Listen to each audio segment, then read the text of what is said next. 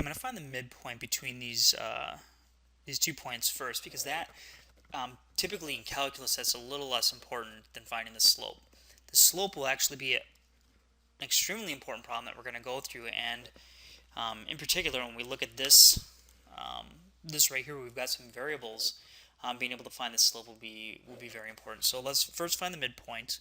Well, that is the sum of the x values divided by 2, and then the sum of the y values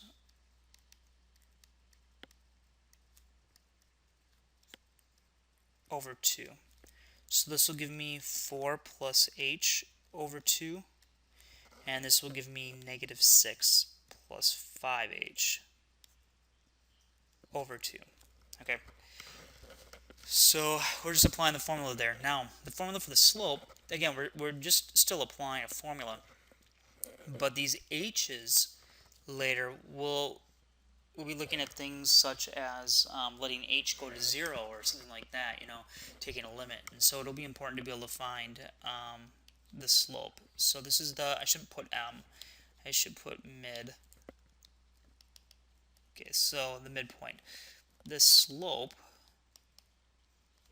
is calculated by taking the change in the y values over the change in the x values. So the change in the y values is this guy minus this guy over, now I got to make sure I stay consistent. So if I start here and go to here, now I need to start here and go to here. So we'll do 2 plus h minus 2. And so what I've got is negative 3 plus 5 plus 3 over 2 plus h minus 2. The 3's cancel out, the 2's cancel out, and I am left with just 5 over h. And that's your solution. Okay, so this one's the important one. This is the slope of the line.